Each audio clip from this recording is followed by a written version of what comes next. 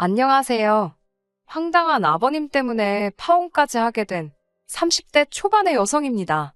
하긴 아버님만 문제가 아니고 그런 아버님이 문제라는 걸 전혀 인정하지 못하는 남자친구도 한마디로 그 집구석 인간들 전부 다 문제였네요. 지인을 통해 중견기업을 다니고 있던 저보다 3살 많은 남자친구와는 소개팅으로 만났습니다. 제 이상형과는 거리가 멀었지만 그래도 첫인상이 나쁘지는 않았어요. 대화를 나눠보니 자기 일에 대한 열정도 있는 눈치였고 성실한 사람이라는 게 느껴졌고요. 무엇보다 첫 만남부터 남자친구는 무척이나 적극적이었는데 그 모습이 밉지가 않았습니다. 저희는 이후로 대략 1달 동안 서로를 알아가는 시간을 가졌고 이후에는 연인 사이로 발전하게 되었지요. 사귀는 동안 남자친구와 저 두 사람 사이에 큰 문제는 없었어요. 다른 연인들처럼 초반에는 사소한 이유로 말다툼을 하기도 했었지만요. 둥글둥글한 성격의 남자친구와 싫은 소리는 못하는 제가 만났으니 결국 크게 다툴래야 다툴 수가 없었다고 해도 되겠네요. 그래서 이렇게 파혼을 했다는 사실이 지금도 어이없고 실감이 나질 않는 게 솔직한 심정입니다. 사귄 지 얼마 되지 않았을 때 남자친구가 혼자 산다는 사실을 알게 되었어요. 지방에서 나고 자란 남자친구는 서울로 대학을 진학하게 되면서 자연스레 독립을 했다더군요. 처음에 서울에 올라와서는 정말 크게 놀랐답니다. 전세는 고사하고 월세 보증금도 어찌나 비싸던지 결국 고시원에 들어갔다고 해요. 하지만 이런 이야기야 제 친구들에게도 몇 번이고 들었기에 크게 놀라진 않았지요. 사귀는 기간이 길어지면서 자연스레 결혼 이야기도 오가기 시작했습니다. 그리고 그 무렵 저희 어머니의 생신이 다가오고 있었는데 문득 이제 슬슬 남자친구 부모님의 생신도 챙겨야 하는 건가 싶더라고요. 알아둬서 나쁠 건 없겠다는 생각에 어머님의 생신은 언제인지 물어봤어요. 부담스럽지 않은 선에서 케이크나 작은 선물 정도는 챙겨드릴 의사도 있었으니까요. 남자친구는 순간 조금 난처한 표정을 하더니 생신은 며칠 전에 지나갔다고 했습니다. 그리곤 덧붙이기를 기일에 챙겨드리면 된다고 하더라고요. 기일이라니 그게 무슨 소리냐고 하니까 어머님께서 돌아가신 지도 벌써 10년도 넘었다고 하더라고요. 전혀 생각지도 못한 이야기였기에 몹시 당황스러웠지요. 남자친구가 당황한 제 표정을 알아챘는지 그렇게 놀랄 것 없다면서 자기가 서울에 올라오고 얼마 지나지 않았을 무렵 돌아가셨다고 하더라고요. 알고 보니 어머님께선 당신이 아픈 걸 오랫동안 비밀로 하셨더랍니다. 아무래도 돈 문제가 제일 큰 이유였던 것 같다면서요. 평소엔 늘 씩씩하고 밝아 보이던 남자친구가 그 이야기를 할 때는 눈이 다 벌개져선 당장이라도 울 것 같아 제 마음이 다 아팠네요. 남자친구 말에 의하면 남자친구 집이 처음부터 어려웠던 건 아니랍니다. 유복하신 조부모님께서 일찍이 아버님께 많은 재산을 물려주셨기에 남자친구가 어렸을 때만 하더라도 갖고 싶은 거 못 가져본 게 없고 먹고 싶은 거 못 먹어본 적이 없다고요. 하지만 남자친구가 10대에 접어들 무렵 생전일이라곤 해본 적 없던 아버님께서 갑자기 사업을 하시겠다며 집 재산을 시쳇말로 전부 끌어다 다 해먹으셨답니다. 다 말아먹기만 했으면 다행인데 빚까지 지기 시작하시면서 급속도로 가세가 기울었다고요. 이후로는 어머님께서 남의 집 가사도우미를 하시고 밤에는 식당에서 설거지를 하시는 등 평생 안 해보신 고생을 하기 시작하셨답니다.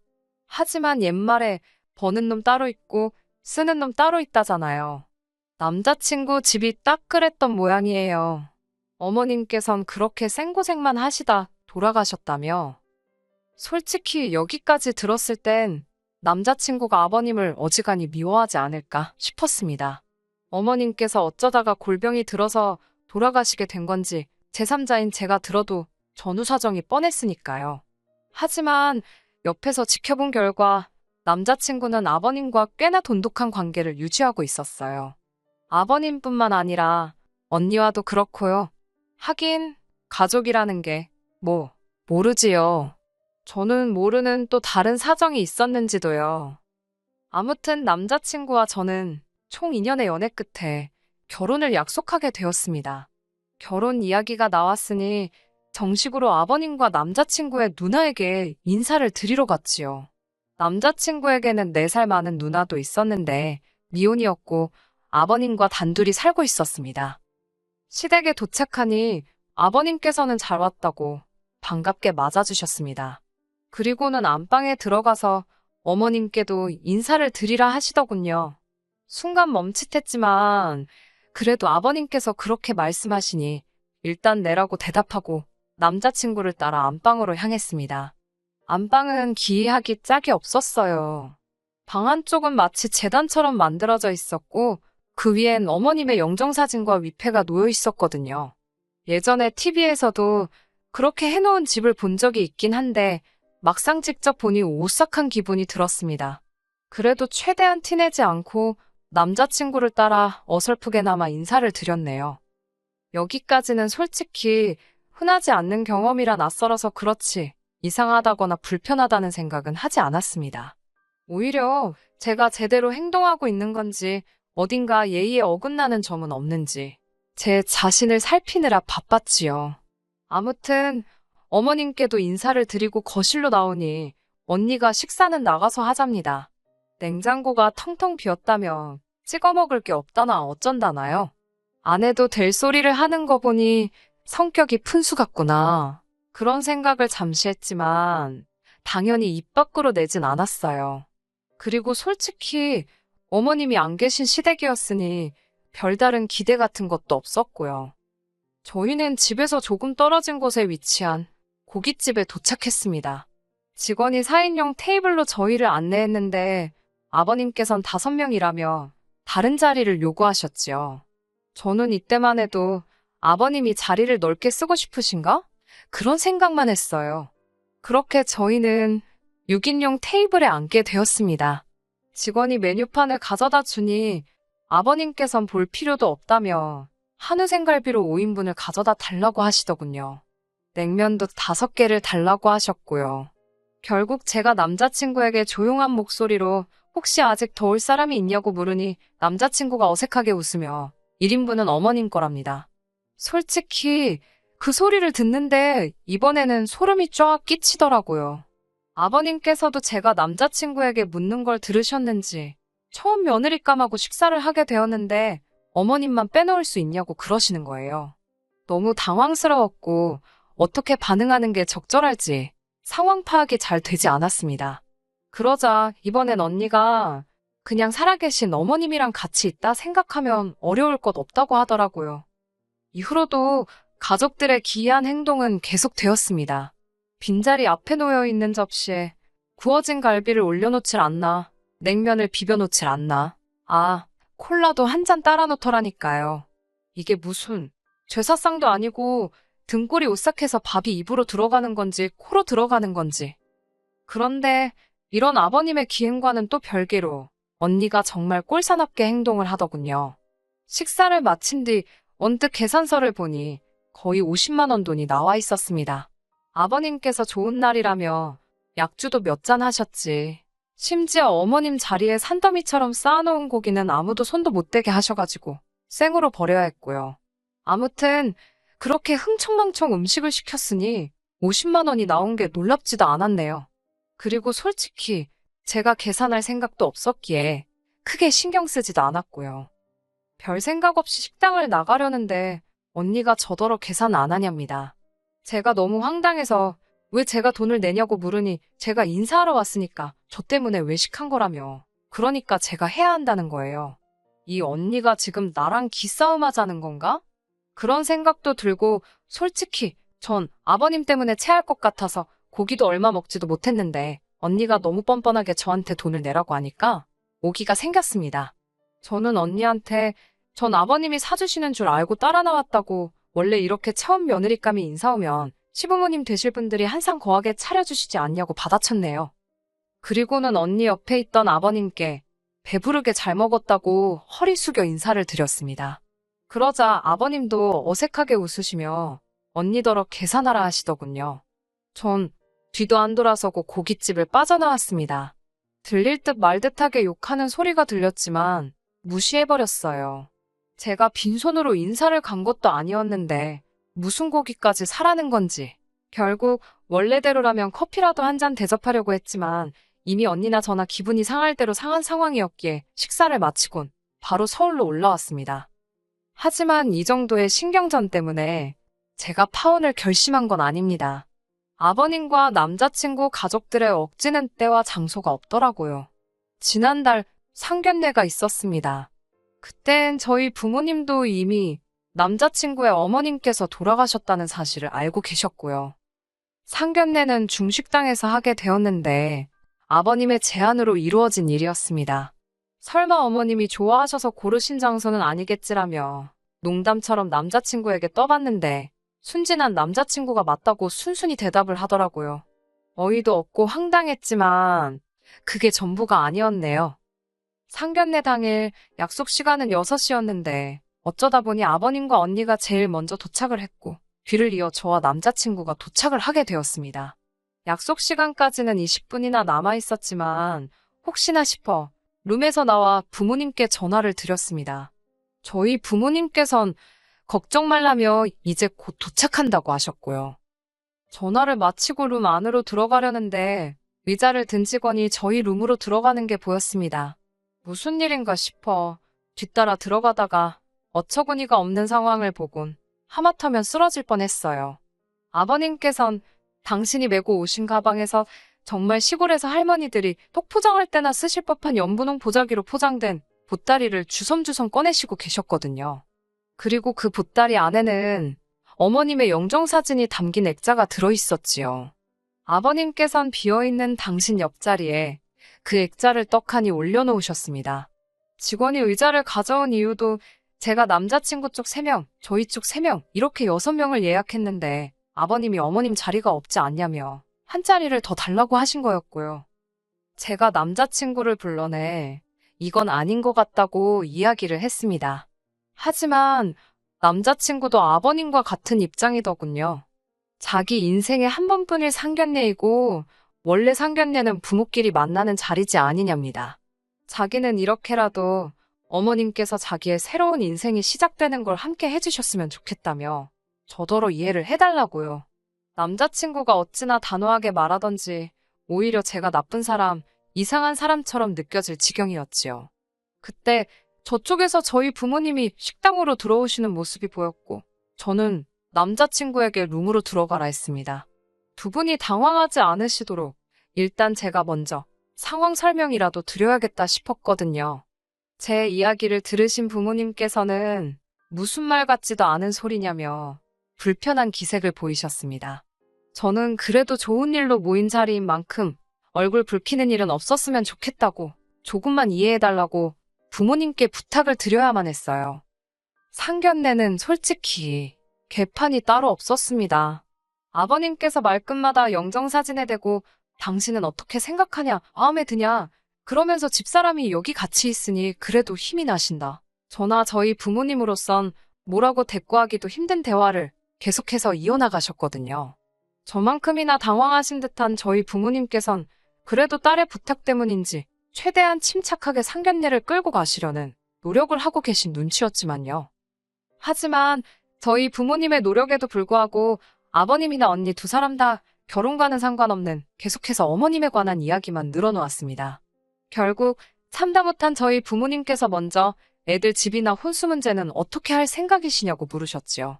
그러자 아버님께선 애 엄마가 돈이 없어 병원 치료도 한번 제대로 못 받아보고 죽었다면서 한마디로 못 보태주신다 소리를 돌아가신 분을 들먹이며 하시더라고요. 솔직히 진작부터 결혼할 때 도움을 못 받을 거란 예상은 하고 있었기에 크게 놀라지도 않았습니다. 아무튼 아버님의 대답을 들으신 저희 부모님께선 그럼 아이들이 알아서 하는 쪽으로 하고 대신 혼수나 예단 같은 것도 생략할 건 생략하는 게 좋겠다고 말씀하셨지요. 그러자 이번엔 결혼도 안 해본 언니가 나서서 한다는 말이 그래도 예단은 시집 오는 며느리가 시댁 식구들한테 보이는 예의인데 그걸 생략하는 건 아닌 것 같답니다. 어머님께서 돌아가셨다고 무시하고 넘어가도 된다고 생각하는 것 같은데 그러면 곤란하다면서요. 60만 여기 안 계실 뿐이지 정성이란 건 다 느껴지는 법이라면서 어머님 몫으로 가방이든 금이든 뭐 하나는 하는 게 좋겠답니다.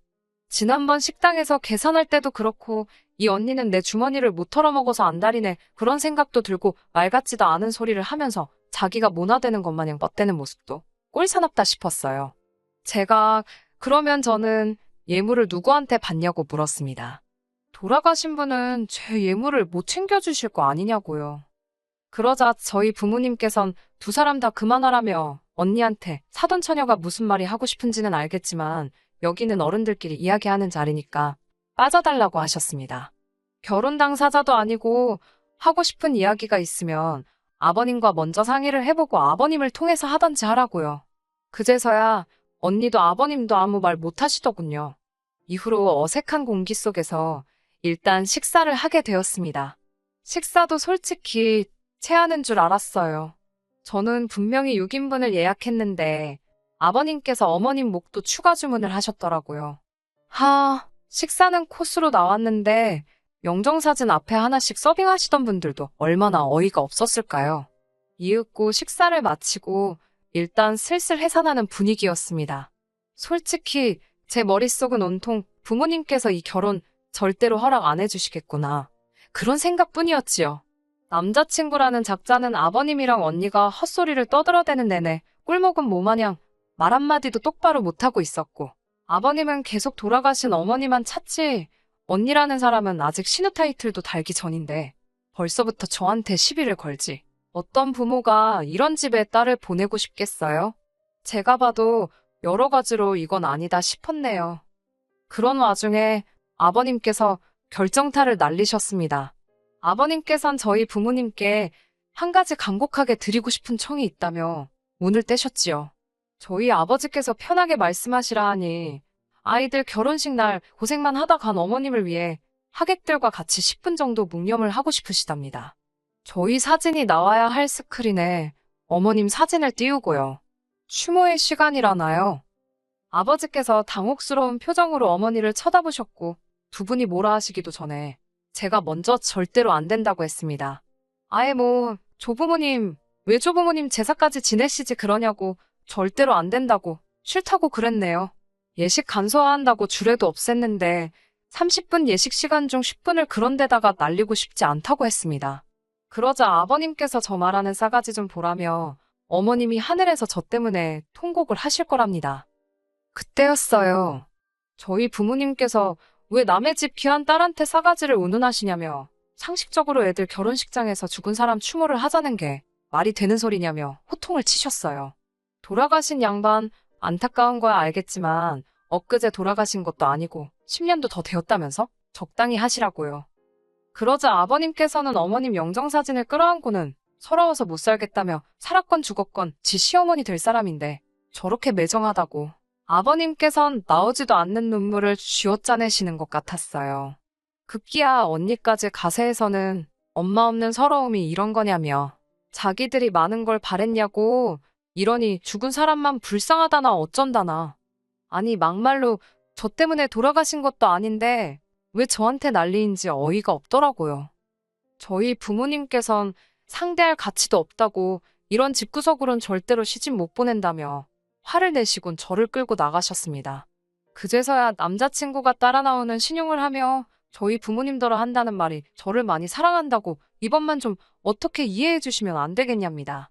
추모의 시간 10분이 너무 길다고 하시면 반으로 줄여서 5분만 해도 괜찮다나요? 저희 아버지께서 남자친구더러 한마디만 더 하면 대갈통을 박살을 내놓는다고 입 다물고 꺼지라 하시더군요. 전 저희 아버지가 그렇게 상스러운 소리 하시는 거 태어나서 그날 처음 봤어요. 그렇게 파혼하게 되었습니다. 이튿날 남자친구가 전화를 걸어와선 한다는 말이 일단 아버님과 언니 앞에서 내내 해놓고 뒤로 여우처럼 조율하면 될걸 제가 일을 너무 크게 만들었답니다. 그래도 자기는 저랑 결혼하고 싶다며 일단 아버님께 죄송하다고 하래요. 누가 잘했고 잘못했고를 떠나서 어른이 먼저 사과하는 그림은 웃기지 않냐고요. 제가 먼저 숙이고 들어가면 자기가 아버님 잘 설득해서 저희 부모님하고 다시 한번 이야기해보시게 자리를 만들어 보겠다나요. 어처구니가 없어서 남자친구한테 그럴 필요 없다고 나는 오빠하고 결혼하고 싶은 생각이 싹 사라졌다고 했습니다. 돌아가신 어머님 곁이나 온 가족이 지키라고요. 그리고 또 전화하면 저희 아버지께 말씀드릴 거라고요. 대갈통이 나만 하겠냐고 덧붙이곤 전화를 끊고 아예 차단까지 해버렸어요. 지금 이 사연을 쓰면서도 어이가 없고 헛웃음만 나오네요. 저야말로 이런 집구석에 시집가지 말라고 조상신이 도와준 것 같아서 어떻게 향이라도 피워드려야 하나 싶습니다. 감사합니다, 조상님들. 끝까지 들어주셔서 감사합니다. 오늘의 사연은 여기까지입니다. 구독과 좋아요, 알람 설정 부탁드리고 더 좋은 사연으로 다시 찾아뵙겠습니다. 감사합니다.